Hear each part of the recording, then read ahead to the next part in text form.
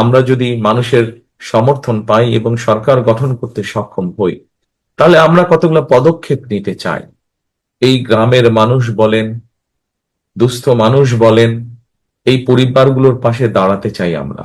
সেখানে আমরা আমাদের ফ্যামিলি কার্ডের কথা বলেছি। বাংলাদেশের অর্ধেক জনসংখ্যার মতন মানুষ প্রত্যক্ষ বা পরোক্ষভাবে কৃষির সাথে জড়িত। মানুষের বা দেশের সব সর্বমোট জনসংখ্যার বেশিরভাগ মানুষ তো গ্রামেই বাস করে, এবং গ্রামে যারা বাস করে কম বেশি সেই মানুষগুলো কৃষি কাজের সাথে জড়িত। আজকে কৃষক যদি ভালো থাকে, কৃষক যদি তার উৎপাদিত পণ্যের ন্যায্য মূল্য পায়, তাহলে সামগ্রিকভাবে দেশ ভালো থাকবে। কৃষক যদি উৎপাদন বাড়াতে সক্ষম হয়, তাহলে দেশের বাকি মানুষ স্বল্প মূল্যে, ন্যায্য মূল্যে কৃষি উৎপাদিত পণ্যগুলো তারা পাবে।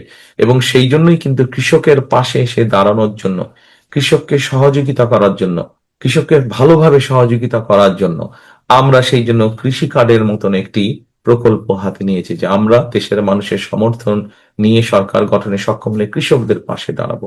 ফ্যামিলি কার্ড দেওয়ার মাধ্যমে আমরা যেরকম ফ্যামিলি কার্ড যেটি আমরা দিতে চাইছি, এটি দেওয়ার মাধ্যমে যেরকম আমরা পরিবারগুলোর পাশে দাঁড়াবো, ফ্যামিলি কার্ড আমরা দিতে চাই শুধু নারীদেরকে। একটি পরিবারের যে নারী প্রধান, যে তাকে আমরা এই ফ্যামিলি কার্ড গুলো দিতে চাই, যাতে তার পরিবারের সহযোগিতা হয়, তার পরিবারের জন্য সুবিধা হয়, সাহায্য হয়। ঠিক একইভাবে আমরা দিতে চাই কৃষক কার্ড কৃষকদের জন্য। অর্থাৎ আমাদের রাজনীতিটাকে আমরা নিয়ে যেতে চাই, রাজনীতিটাকে শুধু স্লোগান, মিটিং, মিছিল এর মধ্যে আমরা সীমাবদ্ধ রাখতে চাই না। আমরা রাজনীতিটাকে এমন ভাবে নিয়ে যেতে চাই যাতে সাধারণ মানুষ বলতে আমরা যাদেরকে বুঝি, সেই মানুষগুলোর পাশে যাতে আমরা দাঁড়াতে পারি। তারপরে যেমন ধরেন, আমরা আরেকটি প্রকল্প চালু করতে চাই, খাল কাটা প্রকল্প। এখানে নিশ্চয়ই অনেক মুরব্বী আছেন, এখানে আমার সিনিয়র নেতৃবৃন্দ যারা আছেন তাদের মনে আছে যে শহীদ জিয়ার সময় খাল কাটা কর্মসূচি শুরু হয়েছিল, এবং সেই খাল কাটার মাধ্যমে কিভাবে দেশের মানুষ, সে কৃষক হোক, সাধারণ মানুষ হোক, কিভাবে বিভিন্ন পর্যায়ের মানুষ খাল কাটার উপকারিতা পেয়েছিলেন, পানির সুবিধা পেয়েছিলেন। সেই খাল কাটা বন্ধ হয়ে যাওয়ার কারণে আমরা আজকে দেখেছি যে গ্রামে গঞ্জে, উপজেলায়, জেলা পর্যায়ে খাল নদীগুলা বন্ধ হয়ে যাওয়াতে মানুষ কষ্টের মধ্যে, পানির কষ্ট ভোগ করছে মানুষ। ঠিক একইভাবে কৃষকরা সেচ সুবিধা থেকে বঞ্চিত। আমরা যখন আজকে টিউবওয়েল বসাচ্ছি সেচের পানি পাওয়ার জন্য, গভীর টিউবওয়েল বসাচ্ছি, আমরা আজকে থেকে 20 বছর আগে যদি 200 ফিট পানি পেতাম, 100 ফিটে পানি পেতাম, আজকে সেখানে 1000 ফিট চলে যাচ্ছে, তারপরেও পানি পাওয়া যাচ্ছে না। এরকম অনেক জায়গা আছে। এই সমস্যাগুলোকে বের করে আনার জন্য আমরা খাল খনন কর্মসূচি শুরু করতে চাইছি, যা শুধুমাত্র গ্রাম অঞ্চলের মানুষরা, যা শহরের মানুষের জন্য উপকার হবে, সামগ্রিকভাবে দেশের মানুষের জন্য উপকার হবে। পানির সমস্যার সমাধান আমরা দেখি কি, বর্ষাকালে যখন অতিবৃষ্টি হয়, অথবা সীমান্তের ওপার থেকে যখন হঠাৎ করে বাঁধ খুলে দেওয়া হয়, আমাদের দেশের বিভিন্ন অঞ্চল ভেসে যায় পানিতে, মানুষের দুর্দশা বেড়ে যায়, ঘর বাড়ি ভেঙে যায়, গবাদি পশু ভেসে চলে যাচ্ছে।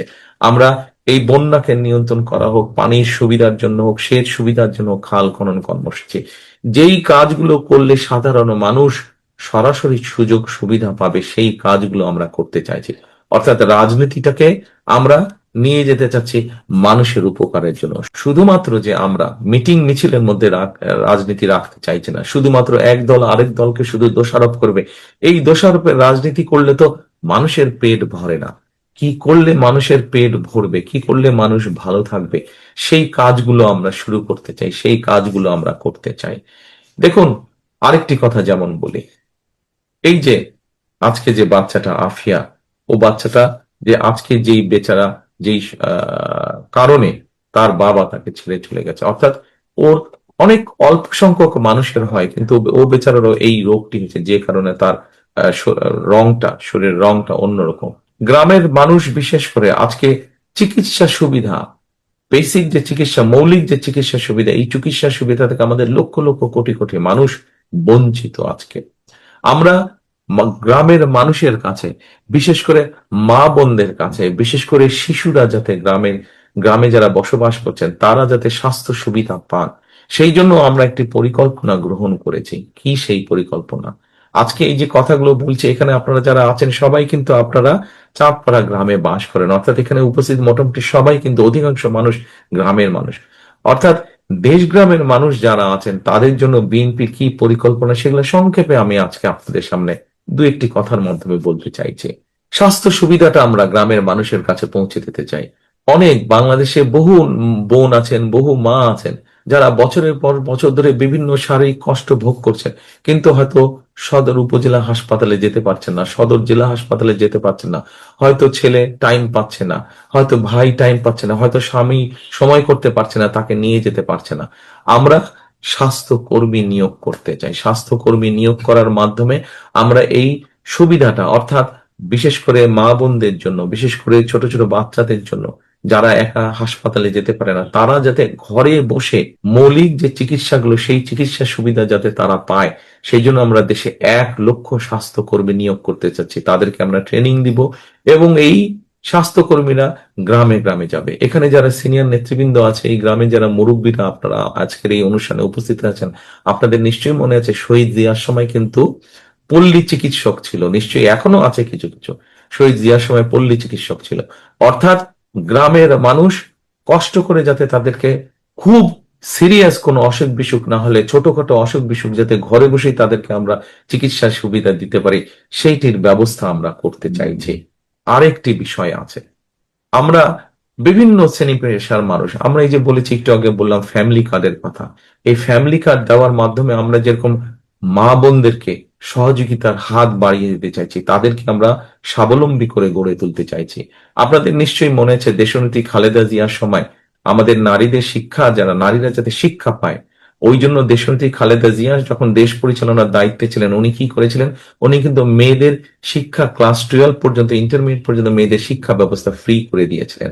গত 25 বছরে কিন্তু বাংলাদেশের নারী সমাজের বহু নারী কিন্তু সেই সুবিধাটা পেয়েছে। কিন্তু শিক্ষার পাশাপাশি দেশনেত্রী খালেদা জিয়া নারীদেরকে শিক্ষার সুযোগ দিয়েছিলেন। আজকে আগামী দিনে ইনশাল্লাহ বিএনপি আপনাদের সমর্থন নিয়ে সরকার গঠনে সক্ষম হলে এই শিক্ষিত নারী সমাজকে আমরা অর্থনৈতিকভাবে স্বাবলম্বী করে গড়ে তুলতে চাই। নারীরা যদি অর্থনৈতিকভাবে স্বাবলম্বী হয়ে গড়ে তুলতে পারে, তাহলে এই দেশকে আমরা সামনের দিকে খুব দ্রুত নিয়ে যেতে পারবো। দেখেন, একটা সংসার, নারী একজন এবং একজন পুরুষ মিলিয়ে একটি সংসার তৈরি হয়। শুধু পুরুষ যদি কাজ করে, নারী যদি কাজ না করে, সংসারটা সুন্দর হতে পারবে? সুন্দর হতে পারবে না। ঠিক একইভাবে দেশের অর্ধেক জনসংখ্যা হচ্ছে নারী।